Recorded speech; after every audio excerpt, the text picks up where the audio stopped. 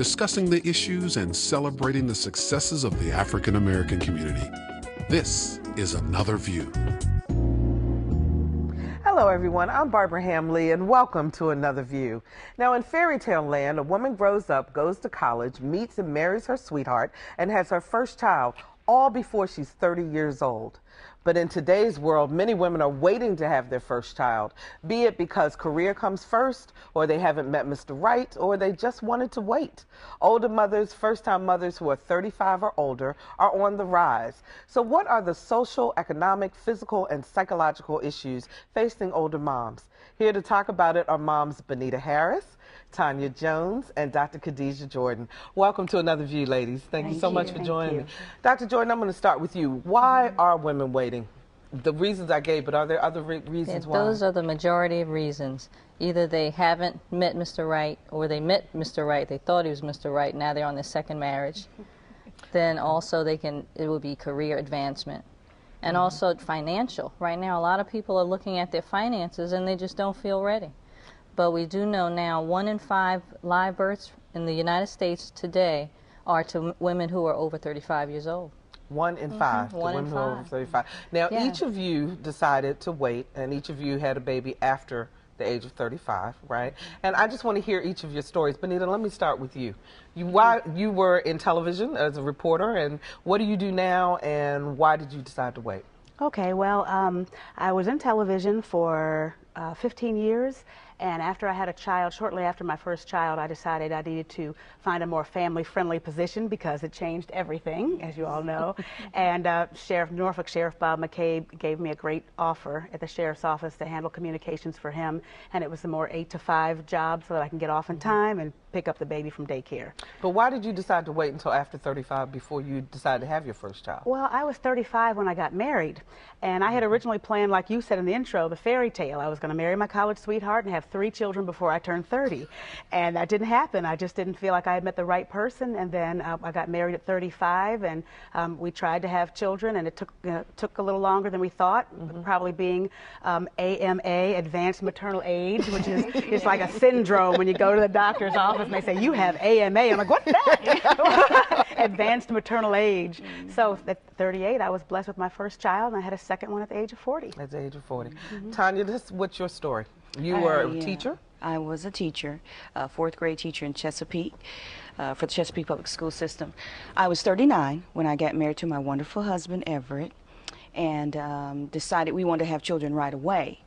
And being AMA and feeling very nervous about, what was going to happen along the way if we were going to get pregnant, we actually had 5 miscarriages.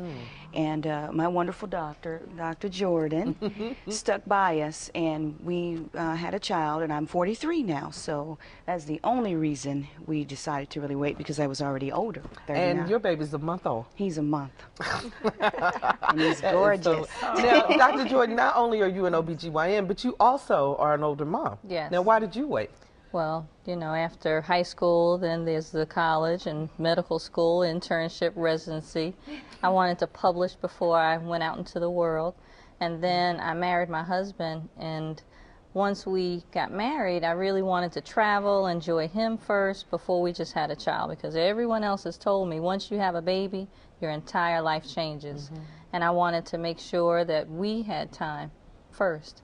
Now, how old were you when you had your... 37. 37. Yes. Okay. Yeah. AMA, talk to me about that and exactly what that means in terms of when a woman comes to you and says, I'm 35 years old, I'm ready to have a child. What does that mean physiologically? Well, initially, when the ladies come, they're so anxious, so nervous because of everyone who's telling them your clock is ticking. And I have to calm them down, because there's so much anxiety, so many psychosocial issues, and they want to get pregnant right away. And when you're so stressed like that, that's one reason why you won't get pregnant. Yeah. But advanced maternal age, the definition of that is 35 years of age. Now, just for an aside, advanced paternal age is 40. We mentioned that on another show. Okay. But advanced maternal age, we do have greater risk with stillborns, miscarriages. Even if the pregnancy continues, we have increased risk for Down syndrome, even premature labor, placenta previa. C-sections, high blood pressure, diabetes, and the list goes on and on. So makes you kind of scared to decide to get pregnant, doesn't it? You have to just make sure that your doctor's ready for you, and that's the one thing, because if you come in my waiting room, I have at least 2 to 5 ladies a month who are advanced maternal age, and you have to just make sure that you've discussed the plan of surveillance to watch you and make sure that you're safe. Are there some things that women should do prior to getting pregnant, especially if they are over 35 years old, to get ready for the pregnancy? Well, of course, maintaining our health. A lot of times by 35 we may be obese, we may have hypertension, and not only just have high blood pressure, but it's not controlled because we're so busy doing everything else and caring for everyone else, whether it's extended family, except ourselves. If you have diabetes, so you really should see your primary care doctor. You should make sure that a rubella test is done to make sure that you're immune to germ and measles before you get pregnant. If you're not immune, you want to get a vaccination. You want to make sure all your vaccinations are up to date. A lot of people tell me, they don't, oh, I didn't know I was supposed to have my tetanus booster. And I say it doesn't stop at the pediatrician. It should continue. It goes all the way through. Yes, and exercise. We have to stay in the greatest health because your body will be stressed when you're pregnant. Now, psychologically, I'm sure that all of you had to think about what exactly this means in terms of how my life is going to change. Bonita, when you decided to have a child, as an older mother, did you think about how that was going to change your life? What kinds of things did you take into consideration? Well, of course, you go through that mental calculators. By the time the child is this age, I'll be this age, and you shudder, you worry about it. But then I just decided, you know, just let go, let God, and it's going to work out the way God plans for it to work out. I knew that my life was going to change, but I didn't realize it was going to change so much.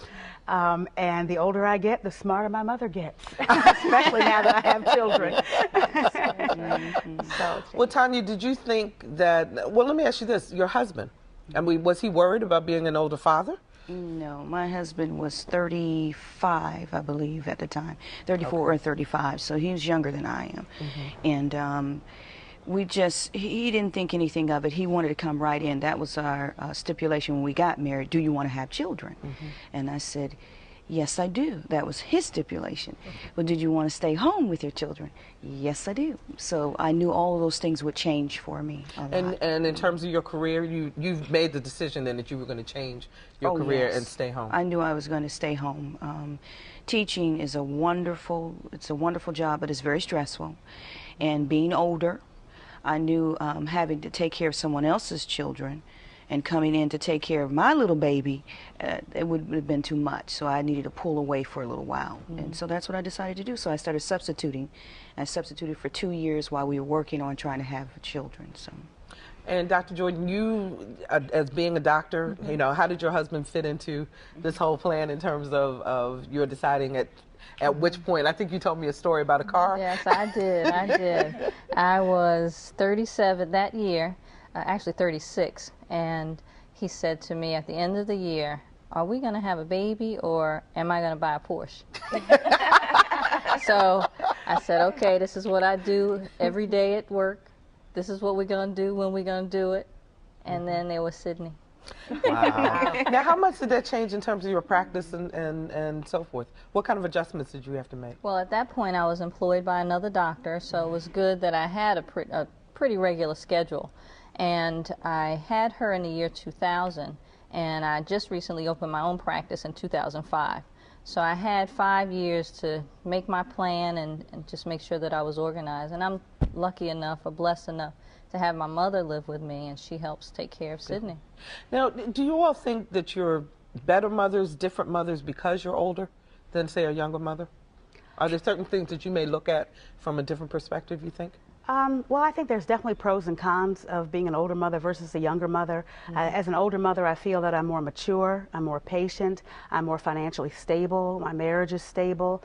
At 25, I was still like a teenager, you know, thinking the world revolved around me and, you know, what's the problem? So I think that those are kind of the pros and cons. But the pro of being a younger mother is just having more energy, I think. Well, that's a good question, though. I mean, you still have the energy to run around. You have, your daughters are how old now? 4 and 6. 4 and 6. So you have to be pretty active, yes, as well as working full time. Yes. You have the energy to do that? I try. I try to keep up with them, but I think I have a lot of energy. But by the time they get in bed, I'm exhausted. Well, I got to ask you guys this question, because all of you are going to have teenagers, and you're going to be looking at menopause at some point during those teenage years. Do you think that that's going to be an issue in terms of how everybody's handling all those hormones at one time? Yes, yeah. I'm just going to take good care of myself. I'm doing that now, taking my iron, taking my vitamins, listening to my doctors, walking a lot, exercising. My husband goes out with me.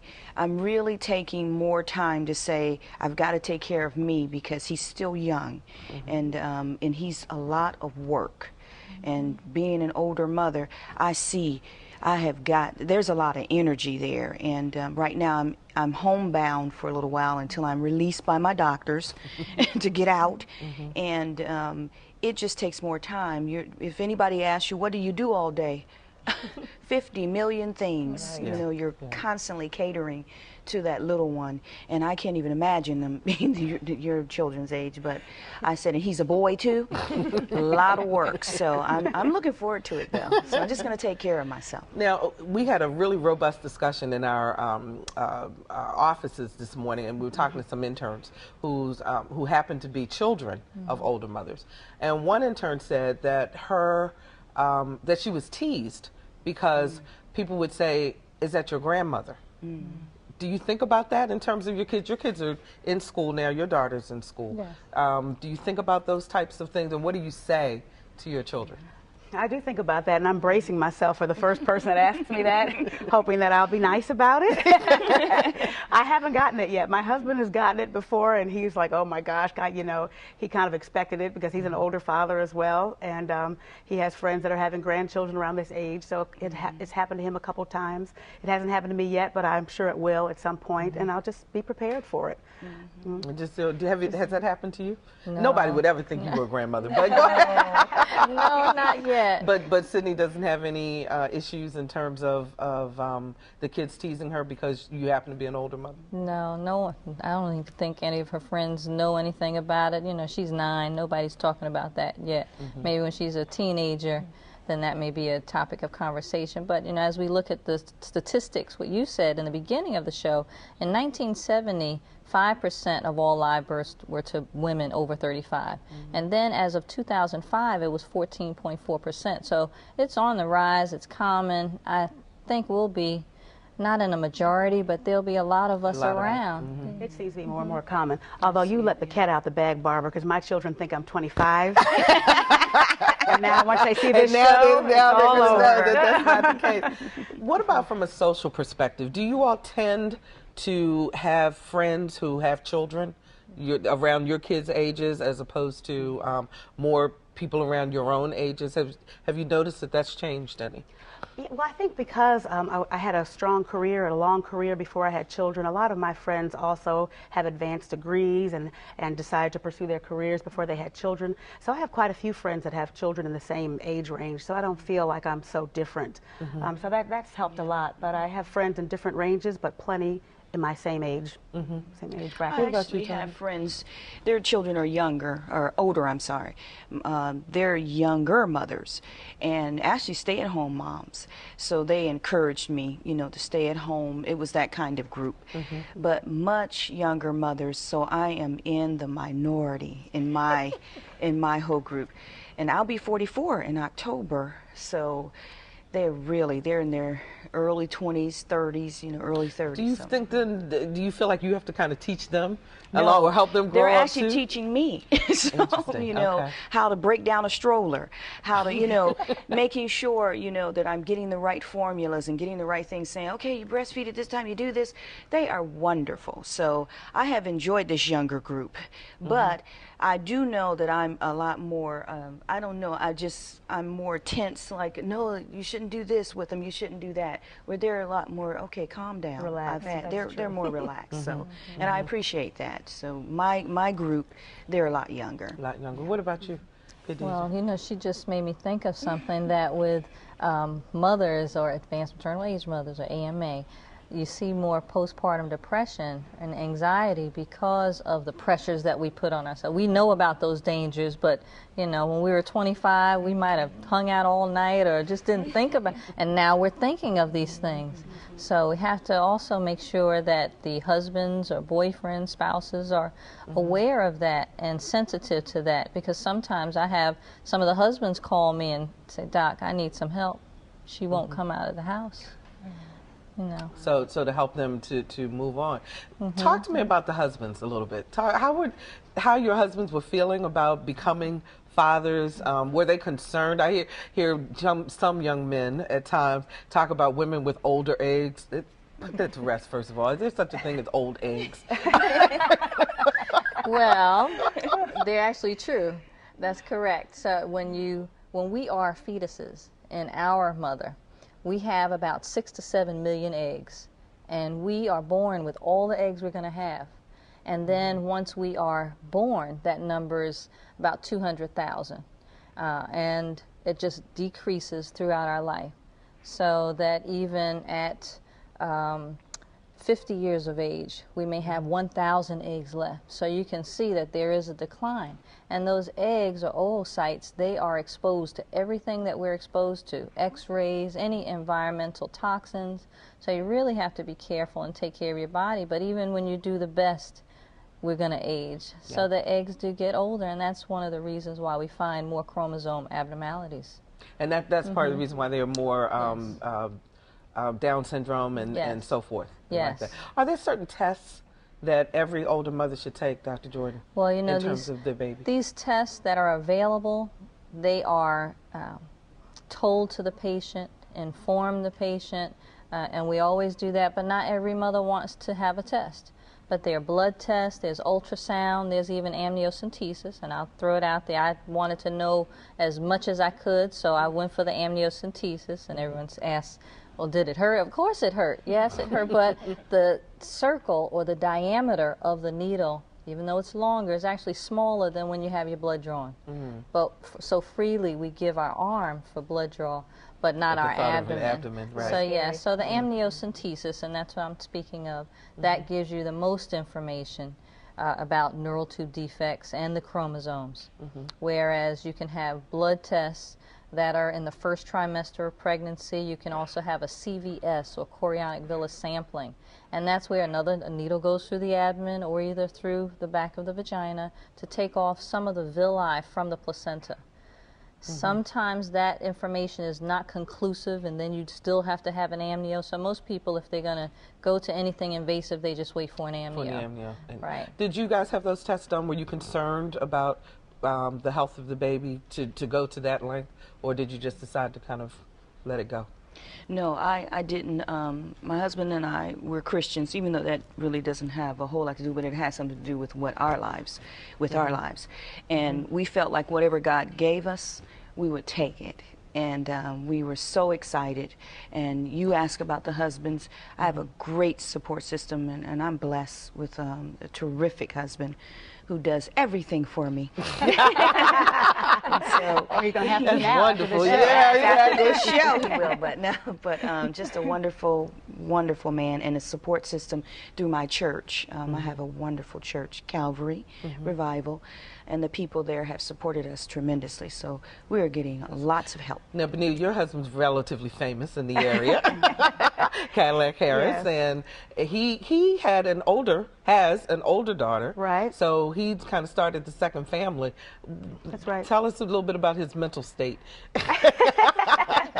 Well, he was prepared for it. He knew when we got married that, you know, I really wanted to have a child, and it was something we talked about before we got married. So we tried really hard, and we're very excited when our first child was born. When the second child slipped in, Selena, there she is on the screen, and I had him sit down, and I told him that we were expecting. He said, expecting what? And he was in shock. We're the first one. We're celebrating, and, you know, party. And so we're thrilled to have them all now. But our oldest daughter's 21, not of my womb, Courtney, and then we have the 6 and the 4-year-old. So he's he's a great father. He's a wonderful support system. We have a great church as well, Mount Lebanon Missionary Baptist. It's a wonderful support system. Our girls went to school there for several years. And as far as the amnio, as Christians, we agonized over that as well because it's scary and there are some risks.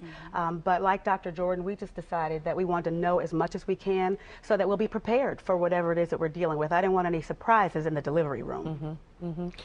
We only have a couple minutes left. What last minute or last tips would you give to women who are thinking about becoming pregnant and they're over 35? Well, just to make sure, I just wanted to clarify with the testing, you can test, not test, but if you do test, that's how it helps you and your physician, because you're going to your doctor for the best of care, but they can only work with what they have. And you may need to be delivered down at a hospital near, for example, CHKD, as opposed to a community hospital for the best care for the baby. And so it helps you really prepare, and there are also tests that may be done if you find an abnormality that you wouldn't ordinarily do. So I just want to make sure people know about that. Okay. And my producer tells me that we're out of time. I guess I kind of blew that a little bit, but ladies, thank you so much for joining us. This has been a great conversation. We really appreciate it. And our thanks to Bonita Harris, Tonya Jones, and Dr. Khadijah Jordon for their insight. And when we come back, meet television and film writer Michael Ajakwe. But first, here's what's happening in Hampton Roads.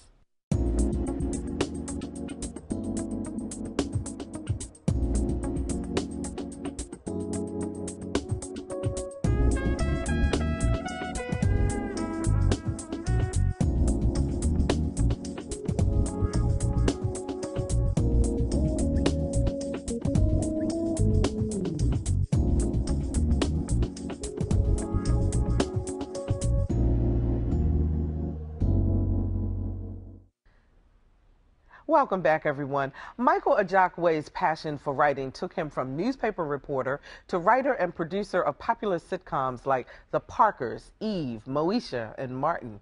Michael was recently in Hampton Roads sharing his talents and techniques with others during the Mid-Atlantic Black Film Festival. He sat down with our Lisa Godley to share some of the secrets of his success in television and film. There's nothing special about me. You know, I'm just a kid from the hood who had a dream. So if I can do it, you can do it.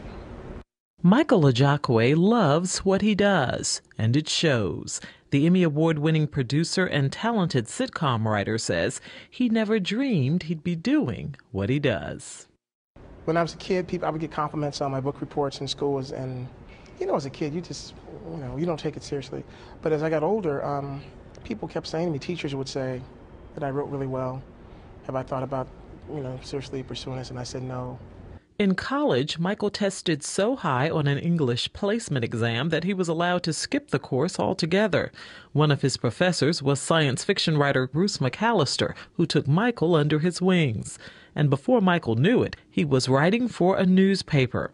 He eventually found himself covering entertainment for the paper, which landed him a job as a producer on Entertainment Tonight. But I really wanted to do television and film. It took a lot of time, but finally, after like an 8-year apprenticeship, I got a job on the show Martin.